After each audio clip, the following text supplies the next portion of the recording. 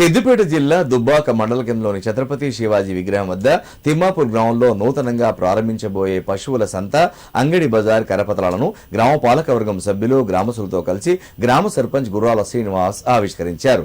ఈ సందర్భంగా వారు మాట్లాడుతూ గ్రామ ప్రజలతో పాటు పరిసర ప్రాంత ప్రజల సౌకర్యార్థం గ్రామంలో తిరిగి పశువుల సంతను నూతనంగా అంగడి బజార్ను ఏర్పాటు చేస్తున్నట్లు తెలిపారు.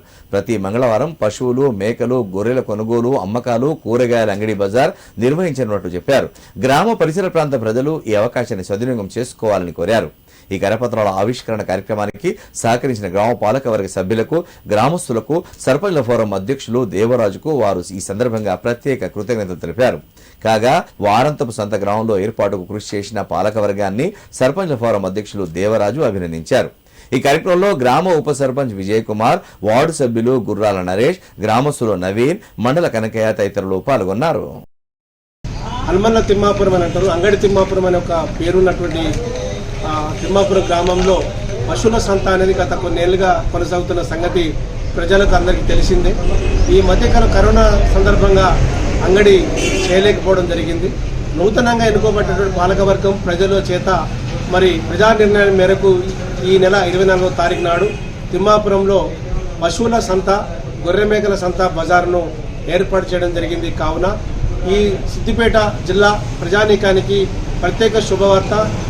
మరి మంగళవారం జరిగేటువంటి అంగడి బజార్ కార్యక్రమాన్ని జయప్రదం చేయడానికి గొర్రె మేకల కొనుగోలుదారులు, పశువుల కొనుగోలుదారులు మరి ఆ సంతా బజార్ కార్యక్రమాన్ని మంగళవారం నాడు ఉదయం 10 గంటల నుంచి సాయంత్రం 5 గంటల వరకు కొనసాగును. కావున ఈ యొక్క ప్రాంత ప్రజలు ఆ అంగడి బజారును జయప్రదం చేయడానికి ప్రతి ఒక్కరు కూడా హాజరై మరి ఆ సంతా కార్యక్రమం జయప్రదం చేయాలని చెప్పి సందర్భంగా కోరుతా ఉన్నాం. మా గౌరవ తిమ్మాపూర్ సర్పంచ్ గారు ఒక మంచి నిర్ణయం తీసుకున్నారు.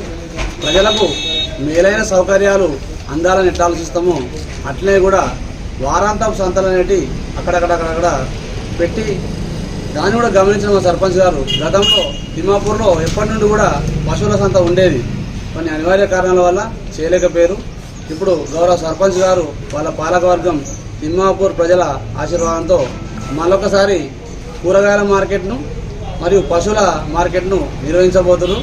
ఇది చాలా సంతోషకరం. పరిసర ప్రాంతాల ప్రజలే కాకుండా ఇక్కడ మన చుట్టుపక్కల పరిసర ప్రాంత ప్రజలు కూడా అక్కడికి వెళ్ళి అక్కడ కూరగాయలు కానీ కావచ్చు, మేకలు, గొర్రెలు కానీ కావచ్చు, ఇంకా రేషన్ కావచ్చు తీసుకొని ప్రజలు వినియోగించుకోవాలని నేను కోరుకుంటున్నా.